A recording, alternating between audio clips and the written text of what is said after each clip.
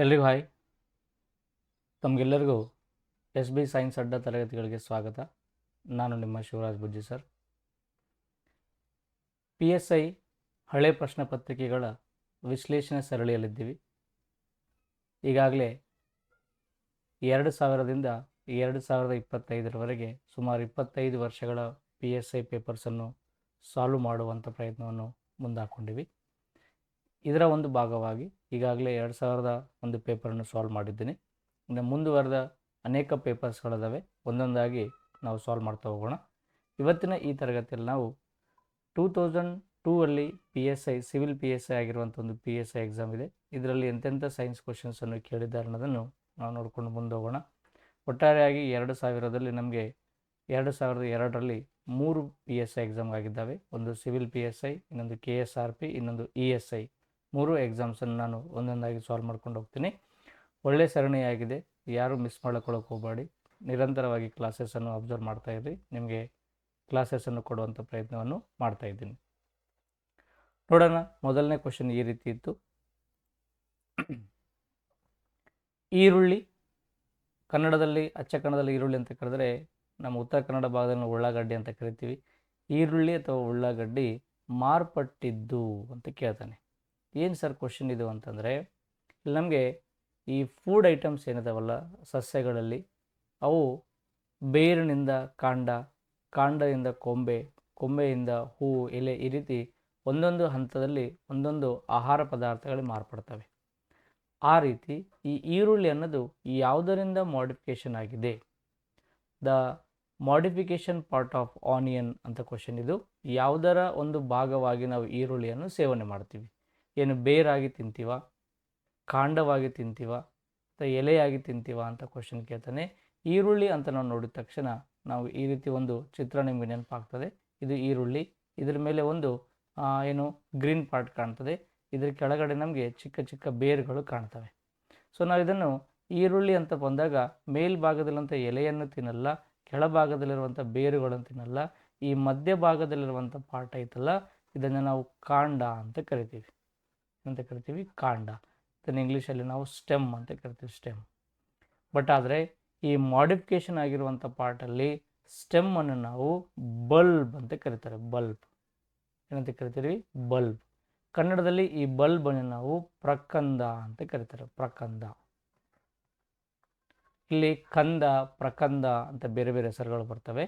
So ಈರುಳ್ಳಿಯಲ್ಲಿ ನಾವು ತಿನ್ನುವಂಥ part ಹೆಸರು ಕಾಂಡ ಅಂತ ಕರಿತೀವಿ. ಅದನ್ನು ನಾವು ಆಡು ಭಾಷೆಯಲ್ಲಿ ಸ್ಟೆಮ್ ಅಂತ ಕರೆದರೂ ಸಹಿತ ಈ ಮಾಡಿಫೈಡ್ ಪಾರ್ಟಲ್ಲಿ ನಾವು ಅದನ್ನು ಏನಂತ ಕರಿತೀವಿ? ಬಲ್ಬ್ ಅಂತ ಕರಿತೀವಿ. ಬಲ್ಬನ್ನು ಕನ್ನಡದಲ್ಲಿ ಪ್ರಕಂದ. ನಿಮ್ಗೆ ಗೊತ್ತಿರಬೇಕು, ನಿಮಗೆ ಶುಂಠಿ ಗೊತ್ತಲ್ಲ, ನಮ್ಮ ಕಡೆ ಅಲ್ಲ ಅಂತ ಕರಿತೀವಿ ಶುಂಠಿ. ಈ ಶುಂಠಿಯನ್ನು ಭಾಗಿಸದೆ ಕೆಳಭಾಗದಲ್ಲಿ ಬೇರುಗಳಿರ್ತವೆ, ಮೇಲ್ಭಾಗದಲ್ಲಿ ಗಿಡ ಇರ್ತದೆ. ನಾವು ತಿನ್ನುವಂಥ ಶುಂಠಿಯಲ್ಲಿ ತಿನ್ನುವುದು ಸಹಿತ ನಾವು ಕಾಂಡವನ್ನೇ ತಿಂತೀವಿ. ಅರಿಶಿನ ಗೊತ್ತಲ್ಲ, ಅರಿಶಿನ ಸಹಿತ ಸೇಮ್.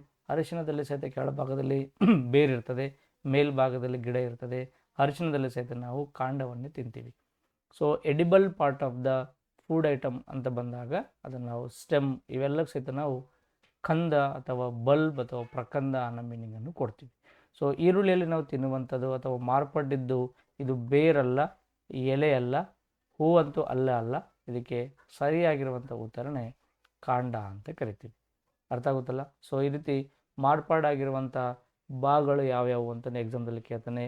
ಯಾವ ಫುಡಲ್ಲಿ ನಾವು ಬೇರನ್ನು ಯಾವುದನ್ನು ಆಹಾರವನ್ನಾಗಿ ಸೇವನೆ ಮಾಡ್ತೀವಿ, ಕಾಂಡವನ್ನು ಯಾವುದರಲ್ಲಿ ಆಹಾರವನ್ನಾಗಿ ಸೇವನೆ ಮಾಡ್ತೀವಿ, ಎಲೆಗಳು ಯಾವ್ಯಾವು, ಹೂಗಳು ಯಾವ್ಯಾವು, ಮೊಗ್ಗುಗಳು ನಿಮಗೆ ಲವಂಗ, ಕ್ಲೋನ್ ಅಂತ ಗೊತ್ತಲ್ಲ, ಅದು ಹೂವಿನ ಅಥವಾ ಒಂದು ಗಿಡದ ಒಂದು ಮೊಗ್ಗಿನ ಭಾಗವನ್ನು ನಾವು ಸೇವನೆ ಮಾಡುವಂಥದ್ದು. ಸೊ ಈ ರೀತಿ ಡಿಫ್ರೆಂಟ್ ಆಗಿರುವಂಥ ಕ್ವಶನ್ಸ್ ಇರ್ತವೆ. ಪೇಪರ್ ಹಳೇದಾದರೂ ಸಹಿತ ಕ್ವಶನ್ಸು ಈಗಲೂ ಬರುವಂಥ ಸಾಧ್ಯತೆ ಇರುವಂಥ ಕ್ವಶನ್ಸ್ ಅದಾವೆ. ಎಲ್ಲವನ್ನು ಸಹಿತ ನೀವು ಗಮನವಿಟ್ಟು ನೋಡಬೇಕಾಗ್ತದೆ. ಇನ್ನೊಂದು ಕ್ವಶನ್ಗೆ ಮೂವ್ ಆಗೋಣ. ಬಯೋಗ್ಯಾಸ್ನಲ್ಲಿರುವಂಥ ಪ್ರಮುಖವಾಗಿರೋದು ಯಾವುದು ಅಂತ ಕೇಳ್ತಾನೆ. The major component of biogas is ಅಂತ ಕ್ವಶನ್ ನಮಗೆ ರೈಸ್ ಆಗ್ತಾ ಇದೆ.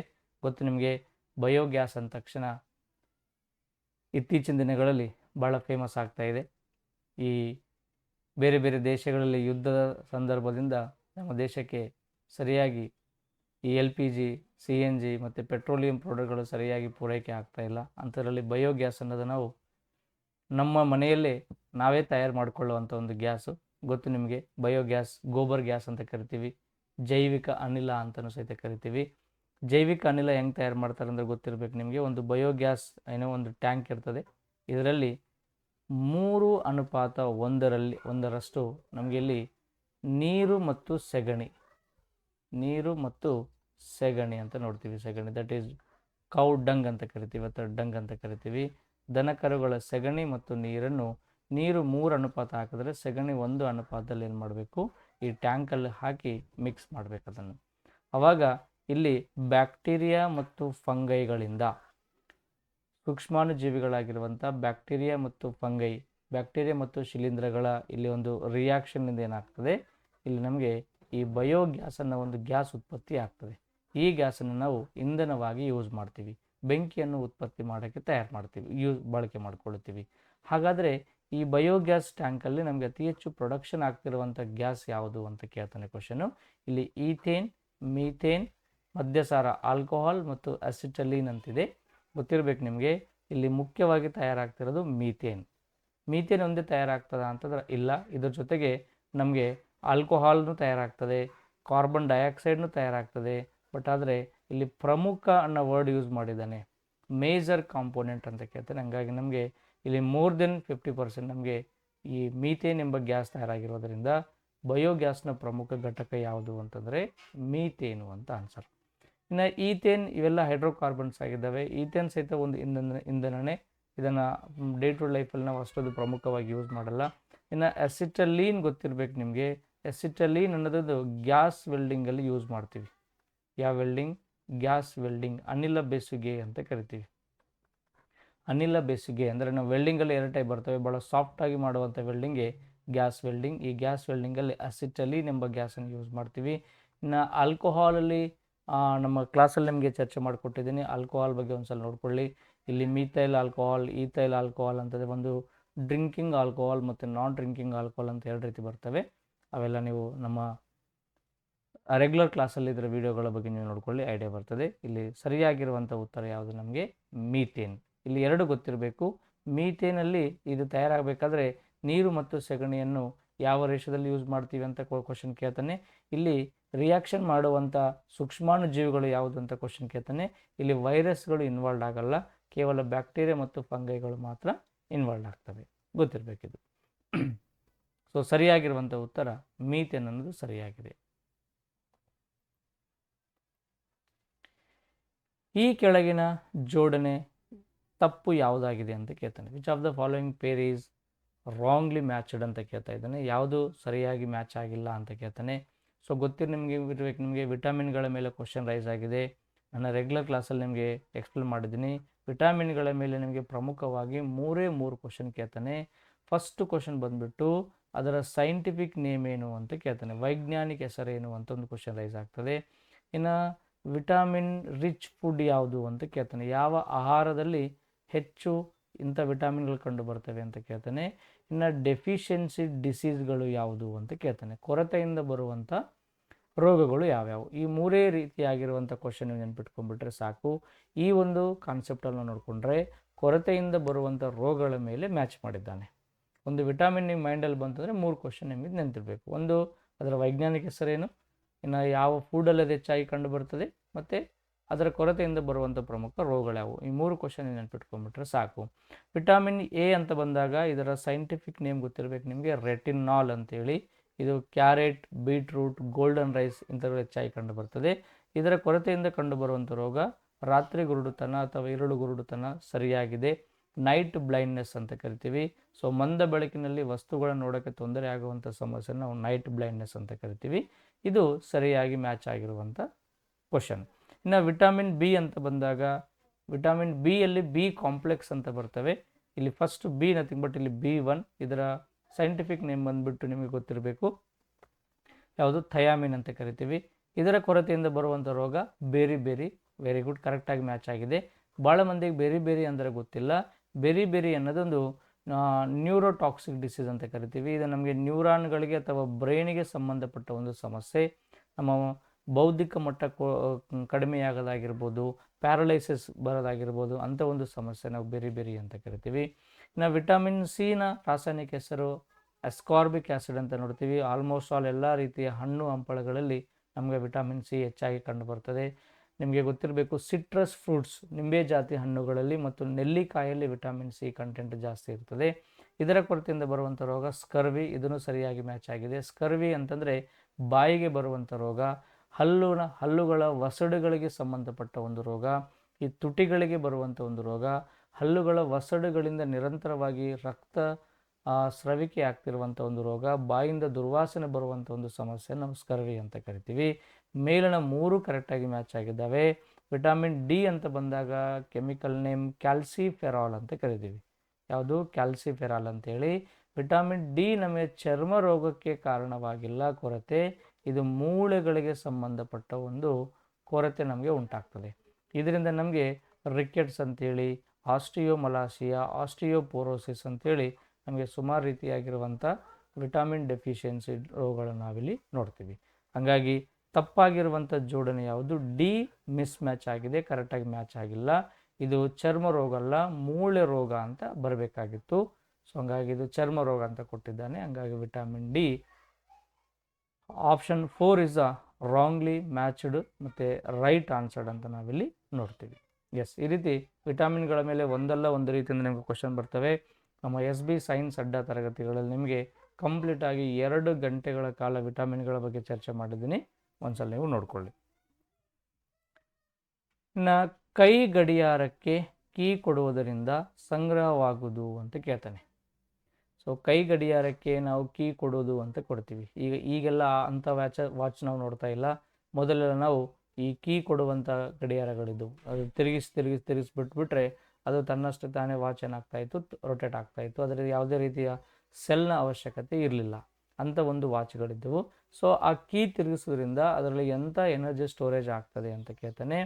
ಗೊತ್ತಿರಬೇಕು ನಿಮಗೆ. ಇಲ್ಲಿ ಚಲನಶಕ್ತಿ ಕೈನೆಟಿಕ್ ಎನರ್ಜಿ, ವಿದ್ಯುತ್ ಶಕ್ತಿ ಎಲೆಕ್ಟ್ರಿಕ್ ಎನರ್ಜಿ, ಪ್ರಚನ್ನ ಶಕ್ತಿ ಪೊಟೆನ್ಷಿಯಲ್ ಎನರ್ಜಿ ಮತ್ತು ಒತ್ತಡ ಪ್ರೆಷರ್ ಅಂತ ಕೊಡ್ತಾನೆ. ಯಾವಾಗಲೂ ಒಂದು ವಸ್ತುವಿಗೆ ಕೀ ಕೊಡುವುದರಿಂದ ಅಂತ ಬಂದಾಗ ಪ್ರಚನ್ನ ಶಕ್ತಿ ಸ್ಟೋರೇಜ್ ಆಗ್ತದೆ. ಇದಕ್ಕೆ ನಾವು ಪೊಟೆನ್ಷಿಯಲ್ ಎನರ್ಜಿ ಅಂತ ಕರಿತೀವಿ. ಏನು ಸರ್ ಪೊಟೆನ್ಷಿಯಲ್ ಎನರ್ಜಿ ಅಂತಂದರೆ, ಯಾವುದೇ ಒಂದು ವಸ್ತುವಿನ ಸ್ಥಾನದಿಂದ ಅಥವಾ ಒಂದು ವಸ್ತುವಿನ ಎತ್ತರದಿಂದ, ಒಂದು ವಸ್ತುವಿನ ನಿಶ್ಚಲ ಸ್ಥಿತಿಯಿಂದ ಉಂಟಾಗುವಂಥ ಒಂದು ಶಕ್ತಿಗೆ ನಾವು ಪ್ರಚನ್ನ ಶಕ್ತಿ, ಸ್ಟೋರೇಜ್ಡ್ ಫಾರ್ಮ್ ಆಫ್ ಎನರ್ಜಿ ಅಂತ ಕರಿತೀವಿ. ಈ ರೀತಿ ವಾಚ್ಗೆ ನಾವು ಕೀ ಕೊಡುವುದರಿಂದ ಏನಾಗ್ತದೆ, ಎನರ್ಜಿ ಅನ್ನೋದು ಸ್ಟೋರೇಜ್ ಆಗ್ತದೆ. ಈ ಸ್ಟೋರೇಜ್ ಆಗುವುದರಿಂದ ಅದು ನಿರಂತರವಾಗಿ ವಾಚ್ ಅನ್ನೋದು ತಿರುಗಕ್ಕೆ ನಮಗೆ ಪ್ರಾರಂಭ ಆಗ್ತದೆ. ಸೊ ಸ್ಥಾನದಿಂದ ಅಂತಂದರೆ, ಇಮ್ಯಾಜಿನ್ ಒಂದು ಬೆಟ್ಟ ಇದೆ. ಈ ಬೆಟ್ಟದ ಮೇಲೆ ನಾನೊಂದು ಕಲ್ಲು ಇಟ್ಬಿಟ್ಟಿನಿ ಅಂತ ತಿಳಿರಿ. ಈ ಕಲ್ಲು ನಿಶ್ಚಲ ಸ್ಥಿತಿಯಲ್ಲಿದೆ. ಬಟ್ ಈ ಕಲ್ಲಲ್ಲಿ ಒಂದು ಎನರ್ಜಿ ಸ್ಟೋರೇಜ್ ಆಗಿದೆ. ಎಂಥ ಎನರ್ಜಿ ಅಂದರೆ ಪೊಟೆನ್ಷಿಯಲ್ ಎನರ್ಜಿ ಅಂತ ಕರಿತೀವಿ. ನೀವು ಎಷ್ಟು ಎತ್ತರದಲ್ಲಿ, ಜಾಸ್ತಿ ಎತ್ತರದಲ್ಲಿ ಇಡ್ತೀರೋ ಅಷ್ಟು ಪೊಟೆನ್ಷಿಯಲ್ ಎನರ್ಜಿ ಏನಾಗ್ತದೆ ಒಳಗಡೆ ಸ್ಟೋರೇಜ್ ಆಗ್ತದೆ, ಹೌದಲ್ಲ. ಇನ್ನು ಸ್ಥಾನದಿಂದ ಅಂತ ಬಂದಾಗ ಸಹಿತ ಸೇಮ್. ಸ್ಥಾನ ಅಂತ ಬಂದಾಗ ಇದು ಎಷ್ಟು ಹೈಟಲ್ಲಿದೆ ಅನ್ನೋದ್ರ ಮೇಲೆ ಡಿಪೆಂಡ್ ಆಗ್ತದೆ. ನಿಶ್ಚಲ ಸ್ಥಿತಿ ಅಂದರೆ ನಿಂತ್ಕೊಳ್ಳೋದ್ರಿಂದ, ಇಮ್ಯಾಜಿನ್ ಒಂದು ದೊಡ್ಡದಾಗಿರುವಂಥ ಡ್ಯಾಮ್ ಇದೆ. ಈ ಡ್ಯಾಮಲ್ಲಿ ಏನಾಗಿದೆ, ನೀರು ಸ್ಟೋರೇಜ್ ಆಗಿದ್ದಾವೆ ಅಂತ ತಿಳ್ಕೊಳ್ಳಿ. ಆವಾಗ ಈ ಸ್ಟೋರೇಜ್ ಆಗಿರುವಂಥ ನೀರಿಗೆ ಸಹಿತ ಒಂದು ಎನರ್ಜಿ ಇದೆ. ಇದು ಎನರ್ಜಿ ಯಾವಾಗ ಮೂಮೆಂಟ್ ಆಗುತ್ತೋ ಆ ಮೂಮೆಂಟ್ ಆಗುವಾಗ ಕೈನೆಟಿಕ್ ಎನರ್ಜಿಯಾಗಿ ಟ್ರಾನ್ಸ್ಫರ್ ಆಗ್ತದೆ. ಸೊ ಈ ರೀತಿ ಕೀ ಕೊಡುವುದರಿಂದ, ಹೈಟಲ್ಲಿ ಒಂದು ಗುಂಡನ್ನು ಎತ್ತಿಡುವುದರಿಂದ, ಅಥವಾ ನಿಶ್ಚಲ ಸ್ಥಿತಿಯಲ್ಲಿರುವಂಥ ನೀರಿಗಿಡುವುದರಿಂದ ಈಗೆಲ್ಲಕ್ಕೆ ಸಹಿತ ಒಂದು ಎನರ್ಜಿ ಇರ್ತದೆ. ಅದಕ್ಕೆ ನಾವು ಪೊಟೆನ್ಷಿಯಲ್ ಎನರ್ಜಿ ಅಂತ ಕರಿತೀವಿ. ಇಲ್ಲಿ ಚಲನಶಕ್ತಿ ಅಂತ ಬಂದಾಗ ವಸ್ತು ಮೂಮೆಂಟಲ್ಲಿದ್ದಾಗ ಪಡೆದುಕೊಳ್ಳುವಂಥ ಶಕ್ತಿ. ಒಂದು ಸೈಕಲ್ ಓಡಿಸೋದು, ಕಾರ್ ಓಡಿಸೋದು, ಟ್ರೈನ್ ಓಡಿಸೋದು, ಆ ವಸ್ತು ಮೂಮೆಂಟಲ್ಲಿದ್ದಾಗ ನಮಗೆ ಸಿಗುವಂಥ ಶಕ್ತಿಯನ್ನು ನಾವು ಕೈನೆಟಿಕ್ ಎನರ್ಜಿ, ಚಲನಶಕ್ತಿ ಅಂತ ಕರಿತೀವಿ. ಸೊ ಇಲ್ಲಿ ಸರಿಯಾಗಿರುವಂಥ ಉತ್ತರ ಪ್ರಚನ್ನ ಶಕ್ತಿ ಅಂತ ಕರಿತೀವಿ. ಇಂಗ್ಲೀಷಲ್ಲಿ ಇದನ್ನು ನಾವು ಪೊಟೆನ್ಷಿಯಲ್ ಎನರ್ಜಿ.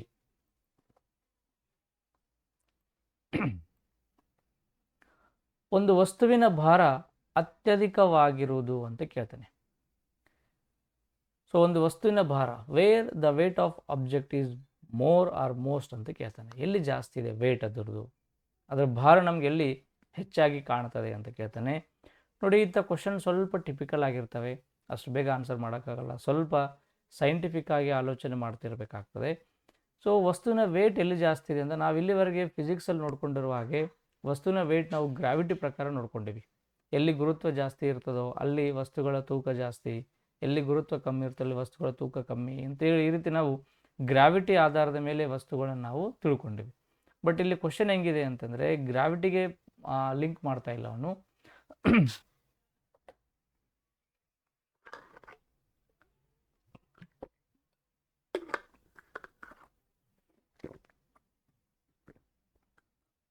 ಒಂದು ವಸ್ತುವಿನ ಭಾರ ಯಾವುದರ ಮೇಲೆ ಡಿಪೆಂಡ್ ಆಗಿದೆ ಅಂತಂದರೆ ಅಪಾರ್ಟ್ ಫ್ರಮ್ ಗ್ರಾವಿಟಿಯನ್ನು ಬಿಟ್ಟು ಆ ವಸ್ತು ಯಾವುದರ ಒಳಗಿದೆ ಅನ್ನೋದ ಮೇಲೆ ಸಹಿತ ಡಿಪೆಂಡ್ ಇದೆ. ಇಲ್ಲಿ 4 ಆಪ್ಷನ್ ಕೊಡ್ತಾನೆ: ನೀರಿನಲ್ಲಿ, ಹೈಡ್ರೋಜನ್ ಜಲಜನಕದಲ್ಲಿ, ಗಾಳಿಯಲ್ಲಿ ಮತ್ತು ನಿರ್ವಾತದಲ್ಲಿ ಅಂತಾನೆ. ಸೊ ನೀರು ಅಂತ ಬಂದಾಗ ಒಂದು ಮಾಧ್ಯಮ, ಗಾಳಿ ಅಂತ ಬಂದಾಗ ಸಹಿತ ಒಂದು ಮಾಧ್ಯಮ, ಜಲಜನಕ ಹೈಡ್ರೋಜನ್ ಅಂತ ಸಹಿತ ಒಂದು ಮಾಧ್ಯಮ. ಆದರೆ ನಿರ್ವಾತ ಅಂತ ಬಂದಾಗ ಯಾವುದೇ ಮಾಧ್ಯಮ ಇಲ್ಲ. ನಿರ್ವಾತ ನಥಿಂಗ್ ಬಟ್ ಎಂಟಿ, ಯಾವುದೇ ಮೀಡಿಯಾ ಇಲ್ಲ. The absence of media is called vacuum. ಅಲ್ಲಿ ನೀರು, ಗಾಳಿ, ಘನ ಇಂಥ ಯಾವುದೇ ವಸ್ತು ಇಲ್ಲದೇ ಇರುವುದನ್ನು ನಾವು ನಿರ್ವಾತ ಅಂತ ಕರಿತೀವಿ. ಗೊತ್ತಿರಬೇಕು ನಿಮಗೆ, ಯಾವುದೇ ಒಂದು ವಸ್ತುವನ್ನು ನಾನು ಒಂದು ನೀರಲ್ಲಿ ಮುಳುಗಿಸ್ತಾ ಇದ್ದೀನಿ ಅಂತ ತಿಳ್ಕೊಳ್ಳಿ. ಒಂದು ಗುಂಡಿದೆ, ಒಂದು ವಸ್ತುನ ನಾನು ಗುಂಡನ್ನು ತಿಳ್ಕೊತೀನಿ. ಆ ಗುಂಡನ್ನು ನೀರಲ್ಲಿ ಕೆಳಗಡೆ ಮುಳುಗಿಸಿದಾಗ ನೀರಿಗೆ ಒಂದು ಮೇಲ್ಮುಖ ಒತ್ತಡ ಅಂತ ಇರ್ತದೆ. ಅದಕ್ಕೆ ಅಪ್ಥ್ರಸ್ಟ್ ಫೋರ್ಸ್ ಅಂತ ಕರಿತೀವಿ. Due to the upthrust force on object loses its weight. ಆ ವಸ್ತು ತನ್ನ ತೂಕವನ್ನು ಅಥವಾ ಭಾರವನ್ನು ಏನಾಗ್ತದೆ ಕಳ್ಕೊಳ್ಳುತ್ತದೆ. ಯಾಕಂದರೆ ಗೊತ್ತಲ್ಲ ನಿಮಗೆ, ನೀರನ್ನು ಒಂದು ವಸ್ತುವನ್ನು ಮೇಲೆತ್ತಬೇಕಾದ್ರೆ ಈಸಿ ಆಗ್ತದೆ. ಯಾಕಂದರೆ ಆ ವಸ್ತು ಮೇಲಿಂದ ಕೆಳಗೆ ಎಷ್ಟು ಫೋರ್ಸ್ ಆಗ್ತದೋ ಕೆಳಗಿನಿಂದ ನೀರು ಸಹಿತ ಆ ವಸ್ತುವಿನ ಮೇಲೇನಾಗ್ತದೆ ಒಂದು ಬಲವನ್ನು ಪ್ರಯೋಗ ಮಾಡಿ ಆ ವಸ್ತುವನ್ನು ಮೇಲೆತ್ತುವಂಥ ಪ್ರಯತ್ನವನ್ನು ಮಾಡ್ತದೆ. ಆವಾಗ ಅದರ ತೂಕದಲ್ಲಿ ಏನಾಗ್ತದೆ ಕಡಿಮೆಯಾಗ್ತದೆ. ಬಟ್ ನಮಗೆ ಕ್ವಶನ್ನು ಅಧಿಕ ಅಂತ ಕೇಳ್ತಾನೆ, ಅದರಲ್ಲಿ ಕಡಿಮೆ ಆಗ್ತಾ ಇದೆ. ಇದು ರಾಂಗ್ ಆನ್ಸರ್. ಇನ್ನು ನೆಕ್ಸ್ಟ್ ಮಾಧ್ಯಮ ನಾವು ನೋಡಿಕೊಂಡಾಗ ಗಾಳಿ ಅಂತ ತೊಗೊಂಡಿವಿ ಅಂತ ತಿಳ್ಕೊಳ್ಳಿ. ಗೊತ್ತಾ ನಿಮಗೆ, ಮೇಲಿಂದ ನೀವು ಕೆಳಗಡೆ ಹಾರ್ತಾ ಇದ್ದೀವಿ ಅಂತಂದರೆ ಆಟೋಮೆಟಿಕ್ ಆಗಿ ಕೆಳಗಿಂದ ನಮಗೆ ಮೇಲಕ್ಕೆ ಗಾಳಿ ಬಡಿತದೆ. ಹೌದು, ಅದಕ್ಕೆ ಸಹಿತ one type of upthrust force ಅಥವಾ ಅಪೋಸಿಟ್ ಫೋರ್ಸ್ ಅಂತ ಕರಿತೀವಿ. ಹಿಂಗೆ ಮೇಲಿಂದ ಕೆಳಗಡೆ ಗುಂಡು ಬೀಳ್ತಾ ಇರಬೇಕಾದ್ರೆ ಆ ಗುಂಡಿನ ಮೇಲೆ ಕೆಳಗಿಂದ ಮೇಲ್ಭಾಗ ಗಾಳಿ ಬಡಿಯೋದ್ರಿಂದ ಈ ಗುಂಡಿನ ವೇಟ್ ಸಹಿತ ವಾಸ್ತವ ವೇಟಿಗಿಂತ ನೈಜ ತೂಕಕ್ಕಿಂತ ಅದರ ತೂಕ ಕಡಿಮೆ ಆಗ್ತದೆ. ಇನ್ನು ಜಲಜನಕ ಅಂತ ಬಂದಾಗ ಸಹಿತ ಇದನ್ನು ಗಾಳಿನೇ. ಗಾಳಿ ಬೇರೆ ಅಲ್ಲ, ಜಲಜನಕ ಬೇರೆ ಅಲ್ಲ. ಅದು ಗಾಳಿ ಅಂತ ಬಂದಾಗ ಎಲ್ಲ ಅನಿಲಗಳ ಮಿಶ್ರಣ. ಇಲ್ಲಿ ಪರ್ಟಿಕ್ಯುಲರ್ ಒಂದೇ ಅನಿಲ ಜಲಜನಕ ಅಂತ ಕೊಡ್ತಾ ಇದ್ದಾನೆ, ಹೈಡ್ರೋಜನ್ ಸಹಿತ ವೇಟ್ಲೆಸ್ ಆಗಿರುವಂಥ ಗಾಳಿ ಇದೆ. ಇಲ್ಲಿ ಸಹಿತ ಒಂದು ಗುಂಡು ಮೇಲಿಂದ ಕೆಳಗೆ ಬರ್ತಿರ್ಬೇಕಾದ್ರೆ ಅಥವಾ ಆ ಗುಂಡು ಹೈಡ್ರೋಜನ್ ಇರಬೇಕಾದ್ರೆ ಅದರ ವೇಟ್ ಸಹಿತ ಏನಾಗ್ತದೆ ಕಡಿಮೆ ಆಗ್ತದೆ. ಬಟ್ ನಿರ್ವಾತ ಅಂತ ಬಂದಾಗ ಯಾವುದೇ ರೀತಿಯಾಗಿರುವಂಥ ಅನಿಲ, ಗಾಳಿ, ನೀರು ಮಾಧ್ಯಮ ಇಲ್ಲ. ಹಾಗಾಗಿ ಆ ಒಂದು ವಸ್ತು ಆ ನಿರ್ವಾತದಲ್ಲಿಟ್ಟಾಗ ಅದಕ್ಕೆ ಮೇಲೆ ತಳ್ಳುವಂಥ ಅನಿಲ ಫೋರ್ಸ್, ಯಾವುದೇ ರೀತಿಯಾಗಿರುವಂಥ ಫೋರ್ಸ್ ಅಥವಾ ಲಿಕ್ವಿಡ್ ಅಥವಾ ಗ್ಯಾಸ್ ಇಂಥ ವಸ್ತು ಅದಕ್ಕೆ ಇಲ್ಲ. ಹಾಗಾಗಿ ಈ 3 ಮಾಧ್ಯಮಗಳಲ್ಲಿ ವಸ್ತುವಿನ ತೂಕ ಕಡಿಮೆ ಆಗ್ತದೆ. ನಿರ್ವಾತದಲ್ಲಿ ಯಾವುದೇ ಮಾಧ್ಯಮ ಇಲ್ಲದೆ ಇರುವುದರಿಂದ ಆ ವಸ್ತುವಿನ ಭಾರ ಎಲ್ಲಕ್ಕಿಂತ ಸ್ವಲ್ಪ ಅಧಿಕವಾಗ್ತದೆ ಅಂತ ಅರ್ಥ. ಐ ಹೋಪ್ ಕಾನ್ಸೆಪ್ಟ್ ನಿಮಗೆ ಅರ್ಥ ಆಗಿರ್ಬೋದು. ಸೊ ಒಂದು ಮಾಧ್ಯಮದಲ್ಲಿ ವಸ್ತುವಿನ ಭಾರ ಕಡಿಮೆ ಆಗ್ತದೆ, ಯಾಕಂದರೆ ಎಲ್ಲ ವಸ್ತುಗಳಿಗೆ ಮೇಲಕ್ಕೆ ತಳ್ಳುವಂಥ ಫೋರ್ಸ್ ಇರುವುದರಿಂದ ಆ ವಸ್ತುವಿನ ಮೇಲೆ ಅತ್ಯಧಿಕ ಬಲ ಹಾಕಿ ವಸ್ತುವನ್ನು ಮೇಲೇರಿಸುವಂಥ ಪ್ರಯತ್ನವನ್ನು ಮಾಡ್ತದೆ. ಹಾಗಾಗಿ ನಿರ್ವಾತದಲ್ಲಿ ಯಾವುದೇ ಗಾಳಿ, ನೀರು, ಕಣ ಇಲ್ಲ. ಹಾಗಾಗಿ ವಸ್ತುವಿಗೆ ಮೇಲಕ್ಕೆ ಹಾಕುವಂಥ ಫೋರ್ಸ್ ಇಲ್ಲಿ ಕಂಡು ಬರಲ್ಲ.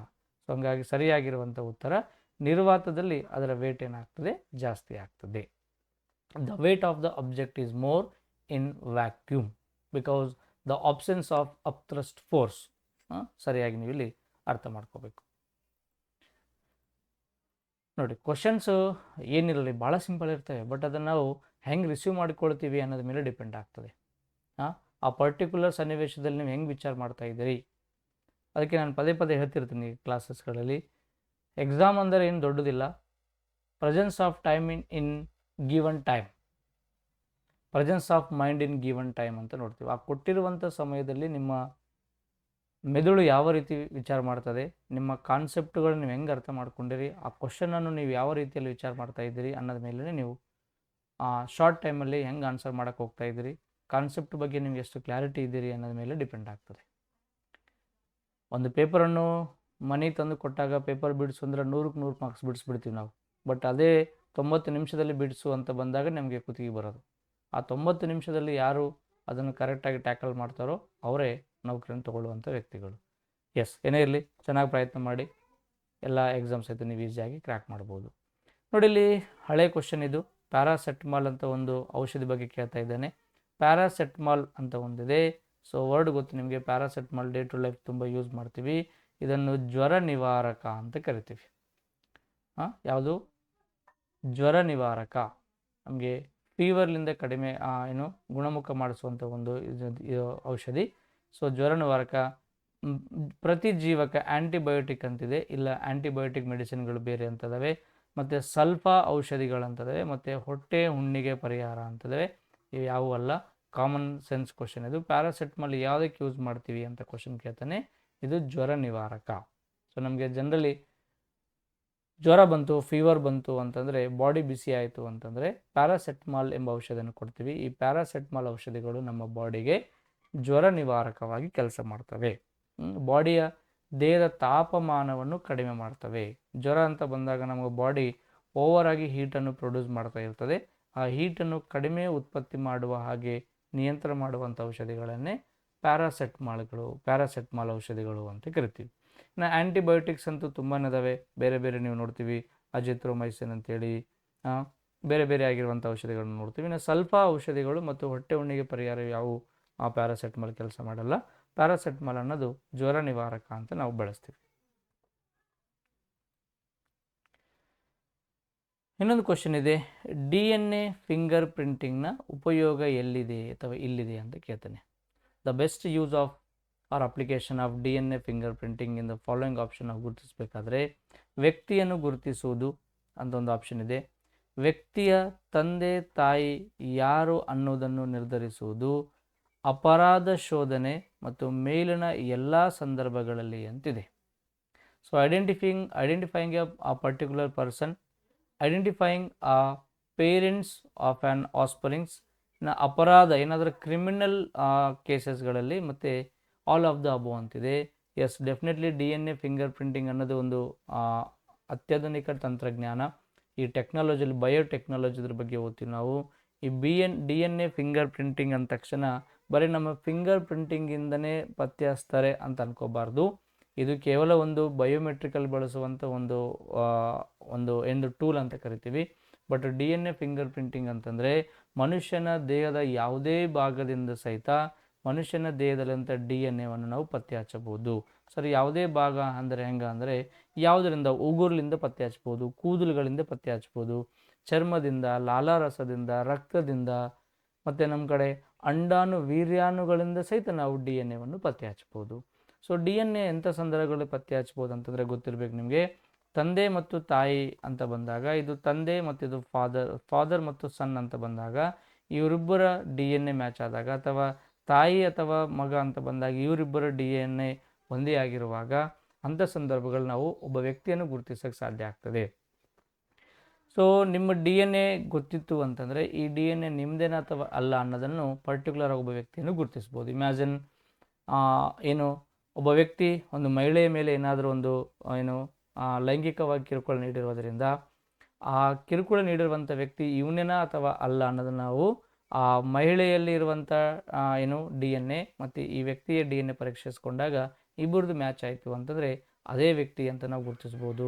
ಇನ್ನು ತಂದೆ ತಾಯಿ ಅಂತ ಬಂದಾಗ ಎಷ್ಟೋ ಕೇಸಸ್ಗಳನ್ನು ನೋಡ್ತೀವಿ. ಹಾಸ್ಪಿಟಲ್ಗಳಲ್ಲಿ ಆಗಿರ್ಬೋದು ಅಥವಾ ಯಾವುದೋ ಒಂದು ಕೃತ್ಯದಿಂದ ಮಕ್ಕಳು ಒಬ್ಬರಿಂದ ಮತ್ತೊಬ್ಬರಿಗೆ ಬೇರ್ಪಟ್ಟಾಗ, ಅಥವಾ ಕಳ್ಳತನ ಆದಾಗ, ಅಥವಾ ಯಾವುದೋ ಒಂದು ಸಂದರ್ಭಗಳಲ್ಲಿ ಇವರೇ ನಮ್ಮ ಮಗ, ಇವನೇ ನನ್ನ ತಂದೆ ಅಂತ ನಾವು ವಾದ ವಿವಾದಗಳಾದಾಗ ಇಬ್ಬರ DNA ಪರೀಕ್ಷೆ ಮಾಡಿಕೊಂಡಾಗ ಅಲ್ಲಿ DNA ಮ್ಯಾಚ್ ಆಯಿತು ಅಂತಂದರೆ ಇವರು ನಿನ್ನ ಮಗನೇ, ಇವರು ನಿನ್ನ ತಾಯಿನೇ, ತಂದೆ ಅಂತ ನಾವು ಈಸಿಯಾಗಿ ಗುರುತಿಸ್ಬೋದು. ಮತ್ತು ಅಪರಾಧ ಶೋಧನೆ, ಏನಾದರೂ ಅದು ಕ್ರಿಮಿನಲ್ ಕೇಸಸ್ ಆಗಿರ್ಬೋದು, ಅಥವಾ ಯಾವುದೋ ಒಂದು ಸಂದರ್ಭದಲ್ಲಿ ಒಬ್ಬ ವ್ಯಕ್ತಿ ಇವನೇನ ಅಥವಾ ಅಲ್ಲ ಅನ್ನೋದನ್ನು ಪತ್ತೆ ಹಚ್ಚುವಲ್ಲಿ ನಮಗೆ DNA ಫಿಂಗರ್ ಪ್ರಿಂಟನ್ನು ತುಂಬ ಹೆಲ್ಪ್ ಆಗ್ತದೆ. ಹಾಗಾಗಿ ಇಲ್ಲಿ ಸರಿಯಾಗಿರುವಂಥ ಉತ್ತರ ಮೇಲಿನ ಎಲ್ಲ ಸಂದರ್ಭಗಳಲ್ಲಿ ಸಹಿತ ನಾವು DNA ಫಿಂಗರ್ ಪ್ರಿಂಟ್ನ ಟೆಕ್ನಾಲಜಿಯನ್ನು ಬಳಸ್ಕೊಂಡು ಇದೇ ವ್ಯಕ್ತಿನ ಅಥವಾ ಅಲ್ಲ ಅನ್ನೋದನ್ನು ನಾವು ಪತ್ತೆ ಹಚ್ಚಬಹುದು. ಸೊ ಸರಿಯಾಗಿರುವಂಥ ಉತ್ತರ all of the about DNA ಅಂತ ಕರಿತೀವಿ. ನನ್ನ ಬಯಾಲಜಿ ತರಗತಿಯಲ್ಲಿ DNA ಮತ್ತು RNAಗಳ ಬಗ್ಗೆ ಸಂಕ್ಷಿಪ್ತವಾಗಿರುವಂಥ ಮಾಹಿತಿ ಕೊಟ್ಟಿದ್ದೀನಿ, ಒಂದ್ಸಲ ನೀವು ನೋಡಿಕೊಳ್ಳಿ.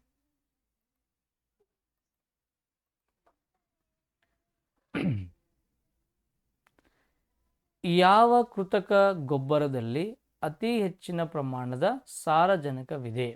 Which of the following artificial fertilizers having highest nitrogen ಅಂತ ಕೇಳ್ತಾನೆ. ಸಾರಜನಕ ಅಂದರೆ ನೈಟ್ರೋಜನ್.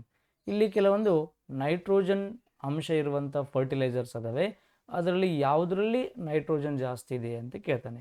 ನೋಡಿ, ಇಂಥ ಕ್ವಶನ್ಗಂತೂ ಸಾಮಾನ್ಯ ವಿಜ್ಞಾನದಲ್ಲಿ ನಾವು ಆನ್ಸರ್ ಮಾಡೋದು ತುಂಬ ಕಷ್ಟ ಆಗ್ತದೆ. ಟೀಚಿಂಗ್ ಮಾಡುವಂಥ ಸೈನ್ಸ್ ನಾಲೆಜನ್ನು ಹೊಂದಿರುವಂಥ ಲೆಕ್ಚರ್ಗಳಿಗೆ ಸಹಿತ ಇಂಥ ಕ್ವಶನ್ ಸ್ವಲ್ಪ ಡಿಫಿಕಲ್ಟಿ ಆಗ್ತದೆ. ಏನು ಮಾಡೋಕ್ಕಾಗಲ್ಲ, ಕಾಂಪಿಟೇಷನ್ ಜಾಸ್ತಿ ಆಗ್ತದೆ. ಇಂಥ ಕ್ವಶನ್ ನಿಮ್ಗೆ ಏನಾದರೂ ಕೊಟ್ಟು ನಿಮ್ಮನ್ನು ಈ ಕಾಂಪಿಟೇಟಿವ್ ರೇಸಿಂದ ಹೊರಗಿಡೋದೇ ಅವರ ಒಂದು ಮುಖ್ಯ ಉದ್ದೇಶ ಆಗಿರ್ತದೆ. ಏನು ಮಾಡೋಕ್ಕಾಗಲ್ಲ, ಮಾಡಲೇಬೇಕು.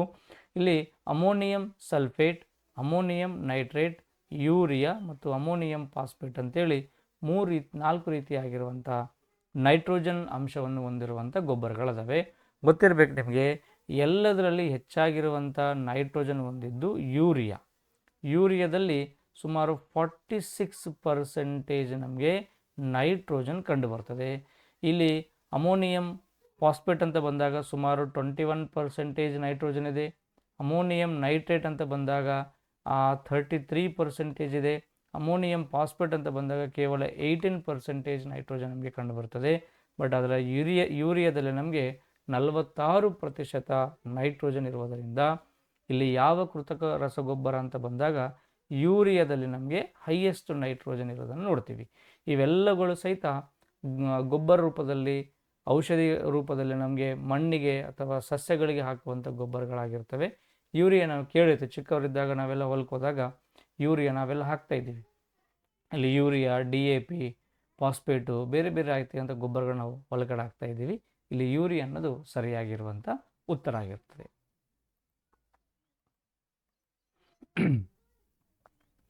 ಎಲ್ರಿಗೊಂದು ವಿಶೇಷವಾಗಿರುವಂಥ ಸುದ್ದಿ. ಈ ಸ್ಲೈಡಲ್ಲಿ ನೋಡ್ತಿರುವ ಹಾಗೆ ಏನು ನೀವು ವಾಟರ್ ಮಾರ್ಕ್ ನೋಡ್ತಾ ಇದ್ರಲ್ಲ, SB ಸೈನ್ಸ್ ಅಡ್ಡ ಅಂತೇಳಿ, SB ಸೈನ್ಸ್ ಅಡ್ಡ ಅಂತೇಳಿ ನಿಮಗೆ ಗೂಗಲ್ ಪ್ಲೇಸ್ಟೋರಲ್ಲಿ ಒಂದು ಆ್ಯಪ್ ಸಿಗ್ತದೆ. ಈ ಆ್ಯಪನ್ನು ನೀವು ಬಳಸಿಕೊಂಡು ಸೈನ್ಸ್ನ 200 ಗಂಟೆಗಳಿಗಿಂತ ಹೆಚ್ಚು ತರಗತಿಗಳನ್ನು ವೀಕ್ಷಣೆ ಮಾಡ್ಬೋದು. ಅದು ಭಾಳ ಲಿಮಿಟೆಡ್ ಆಗಿರುವಂಥ ಕ್ಲಾಸಸ್ ಅದಾವೆ.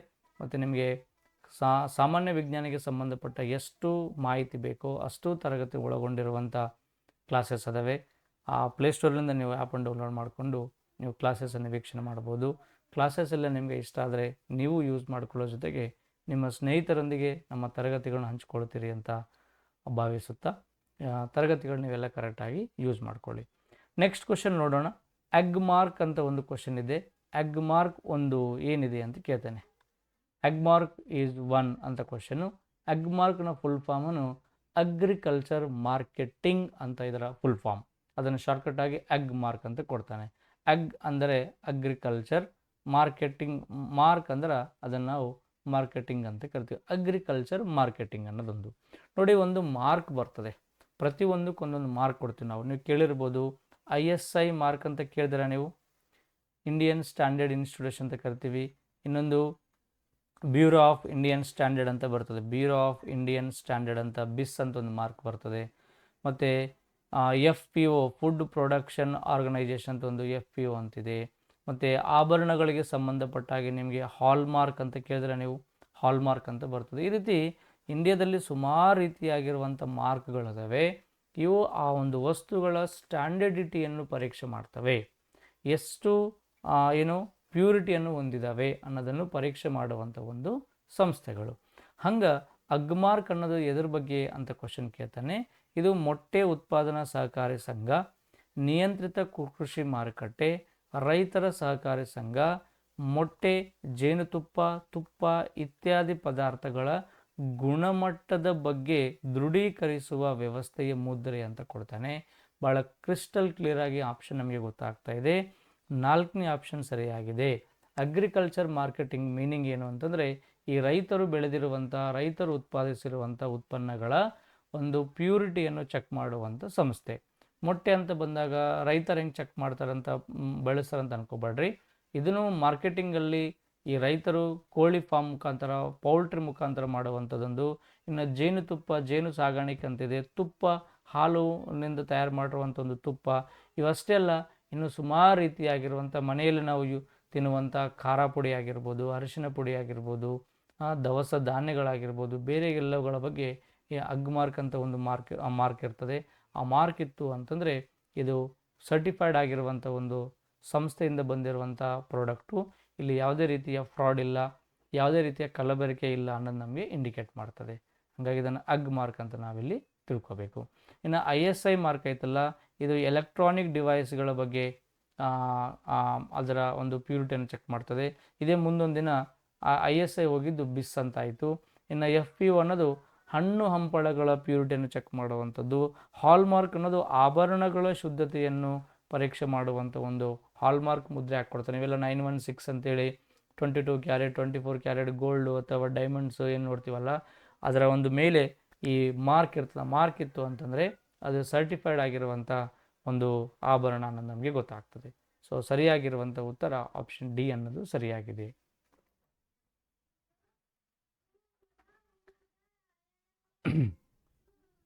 ಚಂದ್ರ ಬಾಹ್ಯಾಕಾಶ ದೂರದರ್ಶಕವನ್ನು ಯಾವ ವಿಜ್ಞಾನಿಯ ಗೌರವಾರ್ಥದಲ್ಲಿ ಹೆಸರಿಡಲಾಗಿದೆ ಅಂತ ಕೊಡ್ತಾನೆ.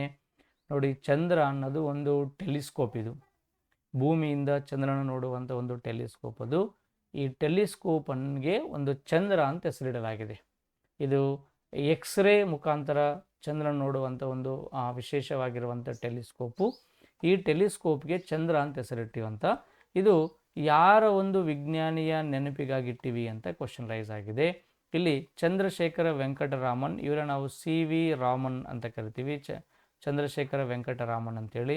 ಇನ್ನು ಜಗದೀಶ್ ಚಂದ್ರ ಬೋಸ್, ಪ್ರಫುಲ್ಲ ಚಂದ್ರರಾಯ್ ಮತ್ತು ಸುಬ್ರಹ್ಮಣ್ಯಂ ಚಂದ್ರಶೇಖರ್ ಅಂತಿದೆ. ಇಲ್ಲಿ ಸರಿಯಾಗಿರುವಂಥ ಉತ್ತರ ಸುಬ್ರಹ್ಮಣ್ಯಂ ಚಂದ್ರಶೇಖರ್ ಅಂತೇಳಿ. ಯಾರು ಸರ್ ಇವರು ಸುಬ್ರಹ್ಮಣ್ಯಂ ಚಂದ್ರಶೇಖರ್ ಅಂತಂದ್ರೆ, ಇವರು ನಮ್ಮ ಇಂಡಿಯನ್ ಒರಿಜಿನ್ ಆಗಿರುವಂಥ ಸೈಂಟಿಸ್ಟು. ಇವರು ಸುಬ್ರಹ್ಮಣ್ಯಂ ಚಂದ್ರಶೇಖರ್ ಅನ್ನೋರು ನಮಗೆ ಮೇಜರಾಗಿ ಈ ಬ್ಲ್ಯಾಕ್ ಹೋಲ್ಗಳ ಬಗ್ಗೆ ರಿಸರ್ಚ್ ಮಾಡಿರುವಂಥ ವಿಜ್ಞಾನಿ, ಮತ್ತು ಈ ವಿವಿಧ ರೀತಿಯ ನಕ್ಷತ್ರಗಳ ಬಗ್ಗೆ ಅಧ್ಯಯನ ಮಾಡಿರುವಂಥ ವಿಜ್ಞಾನಿ ಸುಬ್ರಹ್ಮಣ್ಯಂ ಚಂದ್ರಶೇಖರ್ ಅಂತ ಕರಿತೀವಿ. ಇನ್ನು CV ರಾಮನ್ ಗೊತ್ತು ನಿಮಗೆ, ಬೆಳಕಿನ ಚದುರುವಿಕೆ ಬಗ್ಗೆ ಅಧ್ಯಯನ ಮಾಡಿರುವಂಥ ವಿಜ್ಞಾನಿ ಆಗಿರ್ತಾನೆ. ಯಾಕೆ ಸಮುದ್ರ ಸಾಗರಗಳು ನೀಲಿ ಬಣ್ಣದಲ್ಲಿ ಕಾಣ್ತವೆ, ಸುಮಾರು ರೀತಿಯಾಗಿರುವಂಥ ಅಂಶಗಳು ನಾನು ಸ್ಕ್ಯಾಟರಿಂಗ್ ಆಫ್ ಲೈಟ್ ಅನ್ನೋ ಕಾನ್ಸೆಪ್ಟಲ್ಲಿ ನಿಮಗೆ ಡೀಟೇಲಾಗಿ ತಿಳಿಸ್ಕೊಟ್ಟು ನೋಡ್ಕೊಳ್ಳಿ. ಇನ್ನು ಜಗದೀಶ್ ಚಂದ್ರ ಬೋಸ್ ಅಂತಂದರೆ ಇವರು ಸಹಿತ ಒಬ್ಬ ಸೈಂಟಿಸ್ಟ್ಗೆ ಹೆಸರಾಗ್ತಾರೆ. ಬೋಸ್ ಐನ್ಸ್ಟೀನ್ ಪಾರ್ಟಿಕಲ್ ಬಗ್ಗೆ ಇವರು ಸ್ಟಡಿ ಮಾಡ್ತಾರೆ. ಇನ್ನು ಪ್ರಫುಲ್ಲ ಚಂದ್ರಾಯ್ ಬಗ್ಗೆ ನನಗೆ ಅಷ್ಟೊಂದು ಮಾಹಿತಿ ಇಲ್ಲ. ಇಲ್ಲಿ ಸುಬ್ರಹ್ಮಣ್ಯಂ ಚಂದ್ರಶೇಖರ್ ಅನ್ನೋದು ಇವರ ಹೆಸರಿನ ಒಂದು ಸ್ಮರಣಾರ್ಥಕವಾಗಿ ನಾವು ಒಂದು ಟೆಲಿಸ್ಕೋಪಿಗೆ ಚಂದ್ರ ಅಂತ ನಾವು ಹೆಸರನ್ನು ಕೊಟ್ಟಿದ್ದೀವಿ, ನೆನ್ಪಿಟ್ಕೋಬೇಕು.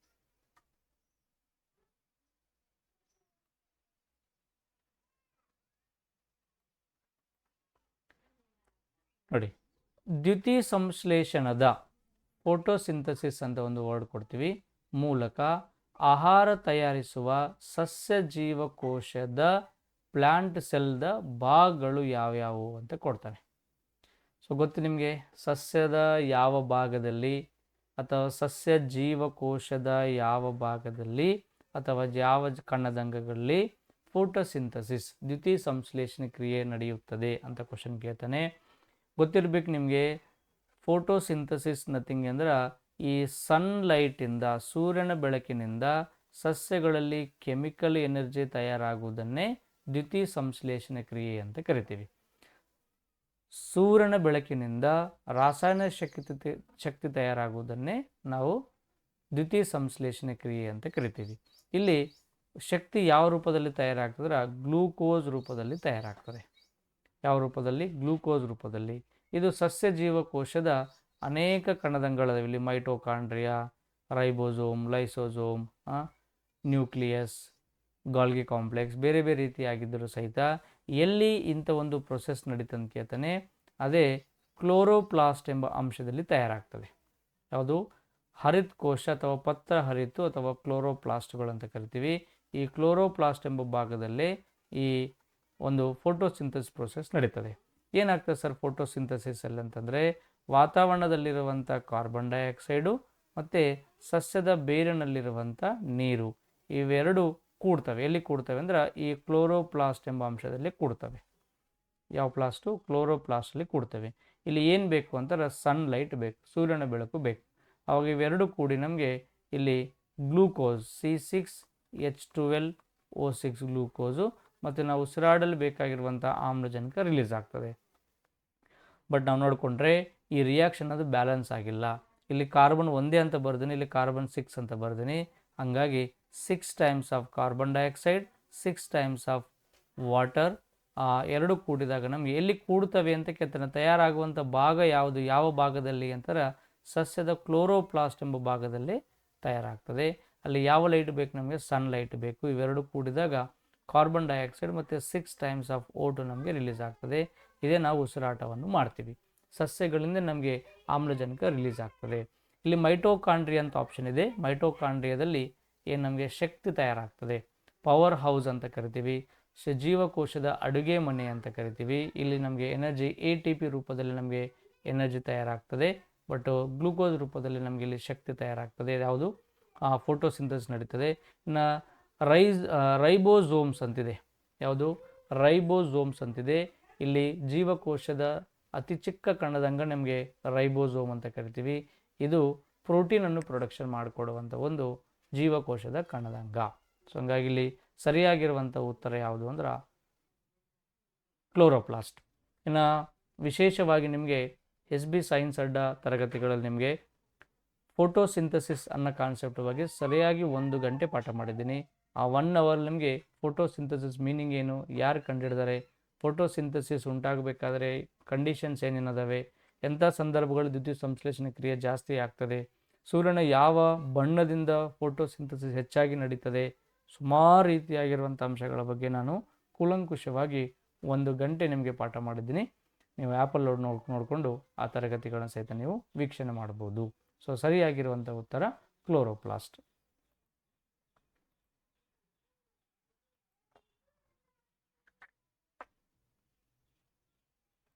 ನೆಕ್ಸ್ಟ್ ಕ್ವಶನ್ ನೋಡೋಕೆ ಹೋಗ್ತಾ ಇದ್ದೀವಿ. ದ್ರವ ಸ್ಥಾನ ಪಲ್ಲಟ, ಇದನ್ನು ನಾವು ಥಿಯರಿ ಆಫ್ ಲಿಕ್ವಿಡ್ ಡಿಸ್ಪ್ಲೇಸ್ಮೆಂಟ್ ಅಂತ ಕರಿತೀವಿ. ತತ್ವದ ಪ್ರತಿಪಾದನೆಗಾಗಿ ಪ್ರಸಿದ್ಧರಾದವರು ಯಾರು ಅಂತ ಕೇಳ್ತಾನೆ. Who proposed the theory called theory of liquid displacement ಅಂತ ಕ್ವಶನ್ ಕೇಳ್ತಾನೆ. ಏನು ಸರ್ ದ್ರವ ಸ್ಥಾನ ಪಲ್ಲಟ ಅಂತಂದರೆ? ಏನಿಲ್ಲ, ಯಾವುದೇ ಒಂದು ವಸ್ತುವಿನಲ್ಲಿ ನೀವು ಒಂದು ನೀರನ್ನು ತುಂಬಿದಾಗ ಈ ದ್ರವ, ನಾಟ್ ಓನ್ಲಿ ನೀರು, ಯಾವುದೋ ಒಂದು ಲಿಕ್ವಿಡನ್ನು ಹಾಕಿದಾಗ ಈ ಮೇಲಿಂದ ಯಾವುದೋ ಒಂದು ಗುಂಡನ್ನು ಅಥವಾ ಒಂದು ವಸ್ತುವನ್ನು ನೀರಲ್ಲಿ ಹಾಕಿದಾಗ ಈ ವಸ್ತು ನೀರಲ್ಲಿ ಮುಳುಗಿದಾಗ ಈ ವಸ್ತು ಆಕ್ರಮಿಸಿಕೊಂಡಿರುವಂಥ ಜಾಗದಲ್ಲಿ ಎಷ್ಟು ನೀರದವೋ ಈ ನೀರು ಪಕ್ಕಕ್ಕೆ ಡಿಸ್ಪ್ಲೇಸ್ ಆಗ್ತವೆ, ಅದರ ಅಕ್ಕಪಕ್ಕಕ್ಕೆ ಚದುರಿ ಬಿಡ್ತದೆ. ಯಾಕಂದರೆ ಆ ಜಾಗದಲ್ಲಿ ಆ ಗುಂಡು ಬಂದು ಕುಂತಿರುವುದರಿಂದ ಅಲ್ಲಿರುವಂಥ ನೀರೇನಾಗ್ತದೆ, ಬೇರೆ ಕಡೆ ಸ್ಥಾನ ಪಲ್ಲಟ ಆಗ್ತವೆ. ಸೊ ಒಂದು ವಸ್ತು ನೀರಲ್ಲಿ ಮುಳುಗಿದಾಗ ಆ ಮುಳುಗಿರುವಂಥ ವಸ್ತುವಿನ ಜಾಗದಲ್ಲಿರುವಂಥ ನೀರು ಬೇರೆ ಕಡೆ ಅಥವಾ ಮೇಲಕ್ಕೆ ಅಥವಾ ಅಕ್ಕಪಕ್ಕಕ್ಕೆ ಚದುರುವುದನ್ನು ನಾವು ಲಿಕ್ವಿಡ್ ಡಿಸ್ಪ್ಲೇಸ್ಮೆಂಟ್ ಅಂತ ಕರಿತೀವಿ. ಸೊ ಆಗಲೇಬೇಕು ತಾನೆ, ನೀವು ನೀರಲ್ಲಿ ಇಮ್ಯಾಜಿನ್ ಒಂದು ಸ್ವಿಮ್ಮಿಂಗ್ ಪೂಲ್ ಇದೆ, ಈ ಸ್ವಿಮ್ಮಿಂಗ್ ಪೂಲಲ್ಲಿ ಇಲ್ಲಿವರೆಗೆ ನೀರದವ ಅಂತ ತಿಳ್ಕೊಳ್ಳಿ. ಆವಾಗ ನೀವು ಸಡನ್ನಾಗಿ ಮೇಲಿಂದ ಸ್ವಿಮ್ಮಿಂಗ್ ಪೂಲಲ್ಲಿ ಹಾರಿಬಿಟ್ರಿ, ಇಲ್ಲಿ ನೀವು ನೀರಲ್ಲಿ ಸ್ವಿಮ್ಮಿಂಗ್ ಪೂಲಲ್ಲಿ ಮುಳುಗಿಬಿಟ್ರಿ ಅಂತಂದರೆ ನಿಮ್ಮ ದೇಹದ ಗಾತ್ರ ಎಷ್ಟಿದನೋ ಅಷ್ಟು ಗಾತ್ರದ ನೀರು ಎಲ್ಲ ಹೋಗ್ಬೇಕೀಗ. ಸ್ವಿಮ್ಮಿಂಗ್ ಪೂಲ್ನ ಬೇರೆ ಭಾಗಕ್ಕೆ ಏನಾಗ್ತವೆ, ಡಿಸ್ಪ್ಲೇಸ್ ಆಗ್ತವೆ. ಇಲ್ಲಿಗೆ ಫುಲ್ಲಾಗಿತ್ತು ಅಂತಂದರೆ ಆ ನೀರು ಹೊರಗಡೆ ಚೆಲ್ಲಿಬಿಡ್ತವೆ. ಮೇಲ್ಗಡೆ ಎಂಟಿ ಸ್ಪೇಸ್ ಇತ್ತು ಅಂತಂದರೆ ಆ ನೀರು ಸ್ವಲ್ಪ ಮೇಲ್ಗಡೆ ಈ ರೀತಿ ಡಿಸ್ಪ್ಲೇಸ್ ಆಗಿಬಿಡ್ತವೆ. ಈ ರೀತಿ ದ್ರವ ಸ್ಥಾನ ಪಲ್ಲಟ ಅನ್ನೋ ಮೀನಿಂಗನ್ನು ಕೊಡ್ತೀವಿ. ಇದ್ರ ಬಗ್ಗೆ ಸ್ಟಡಿ ಮಾಡಿರುವಂಥ ವಿಜ್ಞಾನಿ ಯಾರು ಅಂತ ಕೇಳ್ತಾನೆ, ಗೊತ್ತಿರಬೇಕು ನಿಮಗೆ. ಅವರೇ ಆರ್ಕಿಮಿಡೀಸ್ ಅಂತ ಕರಿತೀವಿ. ಯಾರು? ಆರ್ಕಿಮಿಡೀಸ್. ಆರ್ಕಿಮಿಡೀಸ್ ಅನ್ನೋರು ಈ ಲಿಕ್ವಿಡ್ ಡಿಸ್ಪ್ಲೇಸ್ಮೆಂಟ್ ಬಗ್ಗೆ ನಮಗೆ ಅಧ್ಯಯನ ಮಾಡಿಕೊಡ್ತಾರೆ. ಇನ್ನು ಯೂಕ್ಲಿಡ್ ಅನ್ನೋದಲ್ಲ, ಇವರು ಮ್ಯಾಥ್ಸಲ್ಲಿ ಬರುವಂಥ ಒಬ್ಬ ಸೈಂಟಿಸ್ಟ್, ಒಬ್ಬ ಮ್ಯಾಥಮೆಟಿಷಿಯನು. ಇನ್ನು ಅರಿಸ್ಟಾಟಲ್, ಇವರು ಸುಮಾರು ಫೀಲ್ಡಲ್ಲಿ ಬರ್ತಾರೆ, ಇವರು ಸಹಿತ ಒಬ್ಬ ವಿಜ್ಞಾನಿ. ಬಟ್ ಆದರೆ ಇಲ್ಲಿ ಸರಿಯಾಗಿರುವಂಥ ವ್ಯಕ್ತಿ ಯಾರು ಅಂದರೆ ಆರ್ಕಿಮಿಡೀಸ್. ಆರ್ಕಿಮಿಡೀಸ್ ಏನು ಹೇಳ್ತಾನೆ ಅಂತಂದರೆ, ಯಾವುದೇ ಒಂದು ತುಂಬ ತುಂಬಿರುವಂಥ ಒಂದು ನೀರಿನಲ್ಲಿ ಒಂದು ವಸ್ತುವನ್ನು ಮುಳುಗಿಸಿದಾಗ ಅವರು 2 ಸಿದ್ಧಾಂತಗಳು ಪ್ರತಿಪಾದನೆ ಮಾಡ್ತಾರೆ. ಫಸ್ಟು ಆ ಒಂದು ವಸ್ತುವಿನ ತೂಕ ಕಡಿಮೆ ಆಗ್ತದೆ ಅಂತ ಹೇಳ್ತಾರೆ. ಯಾಕೆ ತೂಕ ಕಡಿಮೆ ಆಗ್ತಂದರೆ ಗೊತ್ತಲ್ಲ, ನಾವೊಂದು ಈಗಾಗಲೇ ಒಂದು ಕ್ವಶನ್ ಸಾಲ್ವ್ ಮಾಡ್ಕೊಂಡಿವಿ. ಆ ವಸ್ತುವಿನ ಮೇಲೆ ಮೇಲ್ಮುಖ ಬಲ ಇರುವುದರಿಂದ ಅದರ ತೂಕ ಏನಾಗ್ತದೆ, ಲಾಸ್ ಆಗ್ತದೆ. ಆ ವಸ್ತು ಎಷ್ಟು ಗಾತ್ರವನ್ನು ಹೊಂದಿದೆನೋ ಅಷ್ಟು ಗಾತ್ರದಷ್ಟು ನೀರು ಹೊರ ಚೆಲ್ತವೆ ಅಂತ ಹೇಳ್ತಾನೆ. ಅಂದ್ರೆ ಲಿಕ್ವಿಡ್ ಡಿಸ್ಪ್ಲೇಸ್ಮೆಂಟ್ ಆಗ್ತದೆ ಅಂತ ನಮಗೆ ತಿಳಿಸ್ಕೊಡ್ತಾನೆ. ಈ ಒಂದು ಆರ್ಕಿಮಿಡಿಸ್ ಪ್ರಿನ್ಸಿಪಲ್ ಮೇಲೇ ಸಾಮಾನ್ಯವಾಗಿ ಸಮುದ್ರ ಸಾಗರಗಳಲ್ಲಿ ಜಲಾಂತರ್ಗಾಮಿಗಳು ಚಲಿಸೋದಾಗಿರ್ಬೋದು, ಒಬ್ಬ ವ್ಯಕ್ತಿ ಈಜಾಡೋದಾಗಿರ್ಬೋದು, ಅಥವಾ ಒಂದು ಹಡಗುಗಳ ಚಲನೆ ಆಗಿರ್ಬೋದು, ಇವೆಲ್ಲ ಆರ್ಕಿಮಿಡಿಸ್ ಪ್ರಿನ್ಸಿಪಲ್ ಮೇಲೇ ಅಥವಾ ಥಿಯರಿ ಆಫ್ ಲಿಕ್ವಿಡ್ ಡಿಸ್ಪ್ಲೇಸ್ಮೆಂಟ್ ಆಧಾರದ ಮೇಲೆ ನಡೀತವೆ ಅಂತ ನಾವು ತಿಳ್ಕೊಬೇಕಿಲ್ಲಿ. ಎಸ್,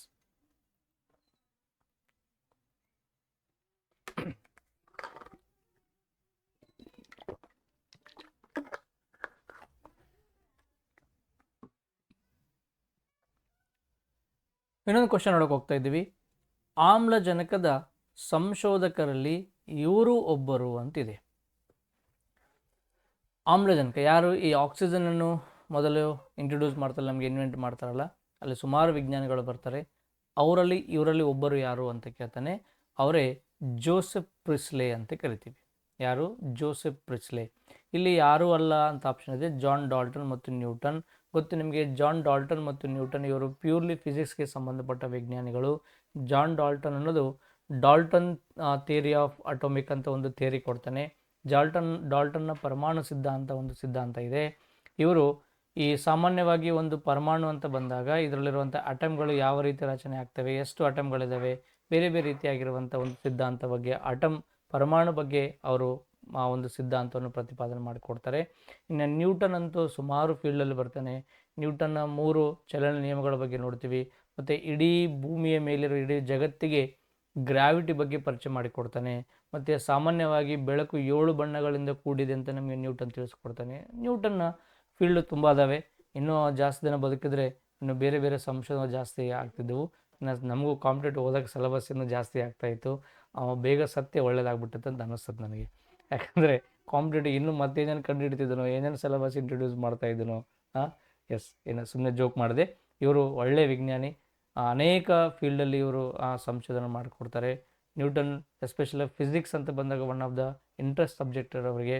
ಬೆಳಕು ಮತ್ತು ಯಾವುದು ಚಲನೆ, ಗ್ರಾವಿಟಿ, ಸುಮಾರು ರೀತಿಯಾಗಿರುವಂಥ ಫೀಲ್ಡಲ್ಲಿ ನ್ಯೂಟನ್ ಅವರು ನಾವು ಪ್ರಸಿದ್ಧಿಯಾಗಿರೋದನ್ನು ನೋಡ್ತೀವಿ.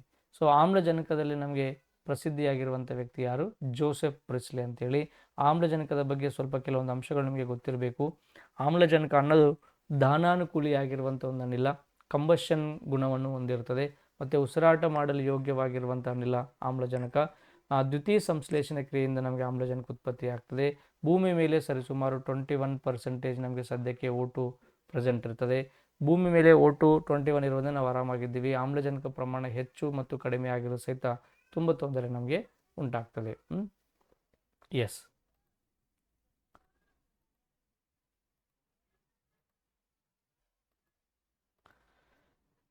ಒಂದು ಬಯಾಲಜಿ ಕ್ವಶನ್ ಬಂದಿದೆ.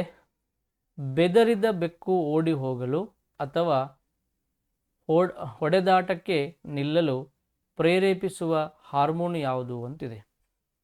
ಅಂದ್ರೆ ಇದನ್ನು ನಾವು ಇಂಗ್ಲೀಷಲ್ಲಿ ಇದಕ್ಕೆ ಒಂದು ಬೇರೆ ಕೊಡ್ತೀವಿ, ಫೈಟ್ ಆ್ಯಂಡ್ ಫಿಯರ್ ಅಂತ ಕೊಡ್ತೀವಿ. ಫೈಟ್ ಆ್ಯಂಡ್ ಫಿಯರ್ ಹಾರ್ಮೋನ್ ಯಾವುದು ಅಂತ ಕೊಡ್ತೀವಿ.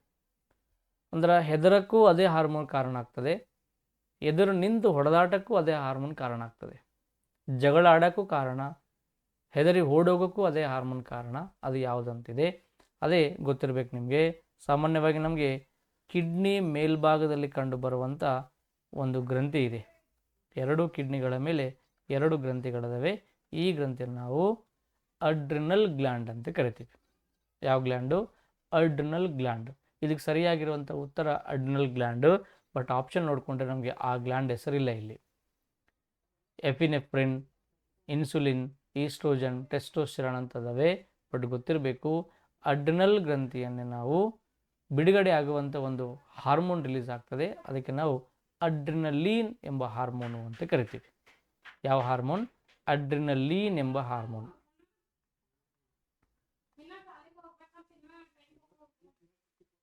ಇದರಿಂದ 2 ರೀತಿಯಾಗಿರುವಂಥ ಹಾರ್ಮೋನ್ ರಿಲೀಸ್ ಆಗ್ತವೆ, ಅಡ್ರಿನಲೀನ್ ಮತ್ತು ನಾನ್ ಅಡ್ರಿನಲೀನ್ ಅಂತ ಕರಿತೀವಿ. ಈ ಅಡ್ರಿನಲೀನ್ ಎಂಬ ಹಾರ್ಮೋನನ್ನೇ ನಾವು ಎಪಿನೆಫ್ರಿನ್ ಅಂತಲೂ ಕರಿತೀವಿ. ಯಾವ ಹಾರ್ಮೋನ್? ಎಪಿನೆಫ್ರಿನ್. ಇಲ್ಲಿ ಎಪಿನೆಫ್ರಿನ್ ಮತ್ತು ನಾರ್ ಎಪಿನೆಫ್ರಿನ್ ಅಂತೇಳಿ 2 ರೀತಿಯಾಗಿರುವಂಥ ಹಾರ್ಮೋನ್ಗಳು. ಸೊ ಇಲ್ಲಿ ಒಬ್ಬ ವ್ಯಕ್ತಿಗೆ ಅಥವಾ ಒಂದು ಜೀವಿಗೆ ಹೆದರಿಕೆ ಉಂಟಾಗಬೇಕಾದರೆ ಅಂಜಿಕೆ, ಭಯ, ದುಃಖ, ಸಂತೋಷ ಇಂಥವು ಸಡನ್ನಾಗಿ ಉತ್ಪತ್ತಿಯಾಗುವಂಥ ಕೆಲವೊಂದು ಭಾವೋದ್ವೇಗಕ್ಕೆ ಕಾರಣವಾಗಿರುವಂಥ ಹಾರ್ಮೋನೇ ಅಡ್ರಿನಲೀನ್ ಎಂಬ ಹಾರ್ಮೋನು. ಬಟ್ ಅದಕ್ಕೆ ಇನ್ನೊಂದು ಹೆಸರೇ ಎಫಿನೆಫ್ರಿನ್ ಅಂತ ಒಂದು ಕರಿತೀವಿ. ಹಾಗಾಗಿ ಸರಿಯಾಗಿರುವಂಥ ಉತ್ತರ ಎಫಿನೆಫ್ರಿನ್ ಅನ್ನೋದು ಸರಿಯಾಗಿರುವಂಥ ಉತ್ತರ ಆಗ್ತದೆ.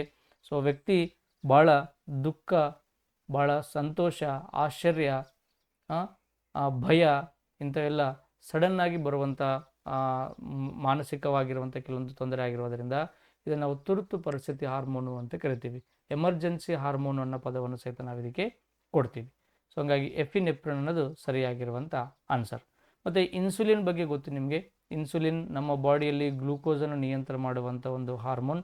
ಯಾವಾಗ ನಮ್ಮ ಬಾಡಿಯಲ್ಲಿ ಇನ್ಸುಲಿನ್ ಲೆವೆಲ್ ಜಾಸ್ತಿ ಆಗ್ತದೋ ಆವಾಗ ಗ್ಲೂಕೋಸ್ ಲೆವೆಲ್ ಕಡಿಮೆ ಆಗ್ತದೆ. ಯಾವಾಗ ಇನ್ಸುಲಿನ್ ಲೆವೆಲ್ ಕಮ್ಮಿ ಆಗ್ತದೋ ಅವಾಗ ಗ್ಲೂಕೋಸ್ ಲೆವೆಲ್ ಏನಾಗ್ತದೆ, ಜಾಸ್ತಿ ಆಗ್ತದೆ. ಮನುಷ್ಯನ ದೇಹದಲ್ಲಿ ಯಾವುದು ಜಾಸ್ತಿ ಇರಬೇಕು, ಯಾವುದು ಕಡಿಮೆ ಇರಬೇಕಂದ್ರೆ ಇನ್ಸುಲಿನ್ ಜಾಸ್ತಿ ಇರಬೇಕು, ಗ್ಲೂಕೋಸ್ ಅನ್ನೋದು ಕಮ್ಮಿ ಇರಬೇಕು. ಇದು ಆರೋಗ್ಯವಂತ ದೇಹದ ಲಕ್ಷಣ.